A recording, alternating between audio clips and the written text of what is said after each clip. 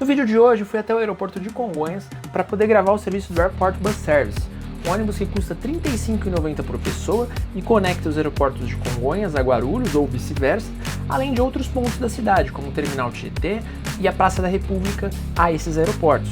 Você pode comprar a sua passagem na hora, ou você pode comprar antecipada pelo site ou pelas outras agências aí que vendem, como o ClickBus e outros sites na internet. O ônibus ele é bem diferente, ele é um ônibus não tão comum aqui na frota brasileira, é um Iris AR6, e ele tem uma configuração bem curiosa, porque ele tem uma mesa, aliás, duas mesas, uma de cada lado do ônibus, para que você possa trabalhar, possa fazer reuniões, e assentos virados ao contrário do sentido do ônibus. Vale lembrar que eu tenho 1,73 m e a condução para as pernas é essa. O assento reclina até mais do que assentos de avião, e com o assento da frente reclinado ainda sobra um espaço bem razoável para poder desfrutar da viagem. O ônibus não tem nenhuma grande novidade, você pode carregar suas bagagens tanto no bagageiro inferior quanto na parte superior no porta-pacotes. Óbvio que essas do porta-pacotes têm que ser pequenas e leves, né?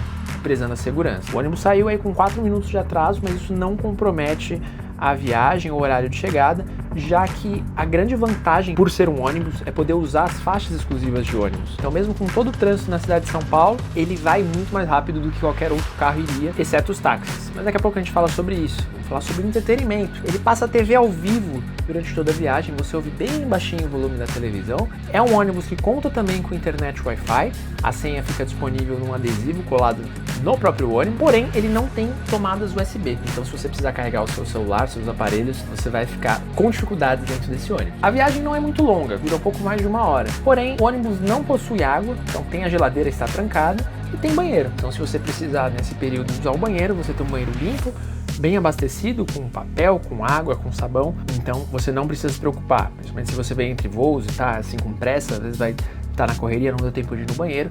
No ônibus você pode garantir a sua ida ao banheiro. Falando do comparativo com outras formas de chegar entre Guarulhos e Congonhas ou esses outros lugares da cidade e os aeroportos, você tem as faixas exclusivas que são para ônibus e táxis, porém táxis custam muito mais do que a passagem do ônibus. Já os aplicativos são mais baratos do que o táxi, talvez menos que o ônibus para fazer esse trajeto, porém não tem a vantagem de andar na faixa exclusiva, então você acaba sofrendo com o trânsito, pode demorar muito mais do que 1 hora, 1 hora e 20 que esse ônibus demora. Você tem a opção do trem também, que conecta, por exemplo, a Guarulhos.